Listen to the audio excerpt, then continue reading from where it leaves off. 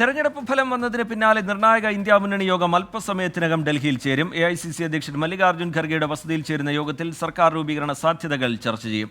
BJP വിരുദ്ധ സർക്കാർ രൂപീകരിക്കുമെന്ന് RJD നേതാവ് തേജസ്വി യാദവ് വ്യക്തമാക്കിയിരുന്നു. ബൽറാം നെടുങ്ങാടി വിവരങ്ങളുമായി ഡൽഹിയിൽ നിന്ന് ചേരുന്നുണ്ട്. ബൽറാം, സർക്കാർ രൂപീകരിക്കുക, അതിനുള്ള സാധ്യതകൾ പരിശോധിക്കുക എന്നുള്ളത് ഇന്ത്യ സഖ്യം ഇപ്പോഴും പ്രതീക്ഷകൾ കൈവിട്ടിട്ടില്ല. പക്ഷേ ആ പ്രതീക്ഷകൾ മങ്ങുന്നുണ്ട് ഒരു ഭാഗത്ത്.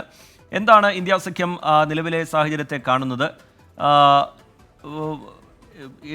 ഇന്ത്യ സഖ്യത്തിന്റെ ക്യാമ്പിൽ നിന്നുള്ള വിവരങ്ങൾ എങ്ങനെയാണ് ബൽറാം? റിജിത്ത്, ഇന്ത്യ സഖ്യത്തെ സംബന്ധിച്ചിടത്തോളം ബദൽ സർക്കാർ രൂപീകരിക്കുക എന്നുള്ളത്, അതായത് നരേന്ദ്രമോദിയുടെ നേതൃത്വത്തിലുള്ള BJPക്ക് ഒറ്റയ്ക്ക് കേവല ഭൂരിപക്ഷം ഇല്ലാത്ത പശ്ചാത്തലത്തിൽ ബദൽ സർക്കാർ രൂപീകരിക്കുക എന്നുള്ളത് ഒരു അടിയന്തര പദ്ധതിയല്ല, മറിച്ച് ഒരു ദീർഘകാല പദ്ധതിക്കുള്ള തയ്യാറെടുപ്പുകൾ. അതാണ് ഇന്നത്തെ യോഗത്തിൽ പ്രധാനമായും ചർച്ച ചെയ്യുക. ആദ്യഘട്ടത്തിൽ തന്നെ ഇടപെടാനുള്ള അവസരങ്ങൾ അല്ലെങ്കിൽ അതിനുള്ള ശ്രമങ്ങൾ ഇന്ത്യ സഖ്യത്തിന്റെ ഭാഗത്തു നിന്നും ഉണ്ടായിരുന്നു. NDAയിലെ 2-3 പാർട്ടികളായ TDP, JDU എന്നിവരുടെ നേതാക്കളുമായി സംസാരിച്ചിരുന്നു. എന്നാൽ ഇരുവരും NDAക്ക് അനുകൂലമായ പ്രതികരണം നടത്തിയിരിക്കുന്നു. NDA സർക്കാർ രൂപീകരണ നീക്കങ്ങളിലേക്ക് കടന്നിരിക്കുന്നു. ഈ ഒരു പശ്ചാത്തലത്തിൽ എന്നാൽ ഇന്ത്യ സഖ്യം കണക്ക് കൂട്ടുന്നത് പ്രധാനമന്ത്രി നരേന്ദ്രമോദിക്ക് ഒരു കൂട്ടുകക്ഷി സർക്കാരിനെ മുന്നോട്ട് കൊണ്ടുപോകാനുള്ള മെയ്വഴക്കമില്ല. അസ്വാരസ്യങ്ങൾ ഉടലെടുക്കും. അത് എത്രയും വേഗം ആ ഘട്ടങ്ങളിൽ ഇടപെടുക, ഒരു ബദൽ സർക്കാർ രൂപീകരിക്കുക, അതിന് ഏത് ഘട്ടത്തിലും തയ്യാറായി നിൽക്കുന്ന ഒരു മുന്നണിയായി, ഒരു പ്രതിപക്ഷമായി ഇന്ത്യ സഖ്യം മാറുക എന്നുള്ളതാണ്.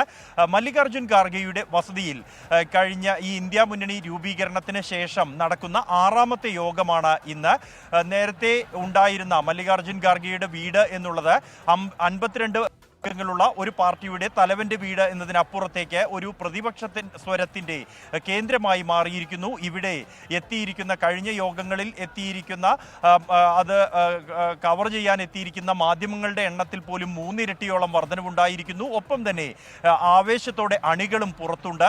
ഓരോ നേതാവ് ഈ വീടിനകത്തേക്ക് ചർച്ചയ്ക്കായി എത്തുന്ന ഘട്ടത്തിലും അവർക്ക് അനുകൂലമായി മുദ്രാവാക്യങ്ങൾ മുഴക്കിക്കൊണ്ട് യൂത്ത് കോൺഗ്രസ് പ്രവർത്തകരും സമാജ്വാദികളും ഒപ്പം തന്നെ മറ്റ് പാർട്ടികളുടെ പ്രവർത്തകരും ഇവിടെ ആവേശത്തോടെ നിൽക്കുന്ന ഒരു കാഴ്ചയാണ്. ഒരു പ്രതിപക്ഷത്തിന്റെ ഒരു കേന്ദ്രമായി ഈ വീട് മാറിയിരിക്കുന്നു, അല്ലെങ്കിൽ ഇന്ത്യ സഖ്യം മാറിയിരിക്കുന്നു എന്നുള്ളതാണ്.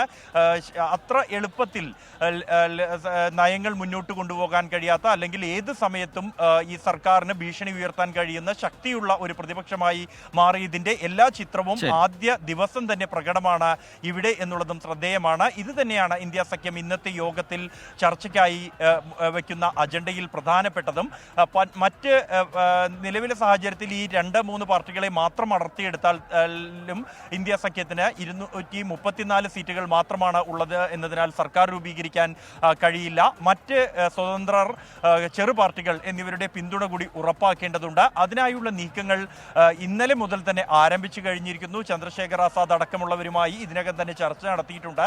അതത് സംസ്ഥാനങ്ങളിലെ പ്രാദേശിക പാർട്ടികളുമായി ആ സംസ്ഥാനങ്ങളിൽ ശക്തമായ ഇന്ത്യ സഖ്യകക്ഷി ചർച്ച നടത്തി അവരെ ഒപ്പം നിർത്തുക എന്നുള്ളതാണ് തന്ത്രം.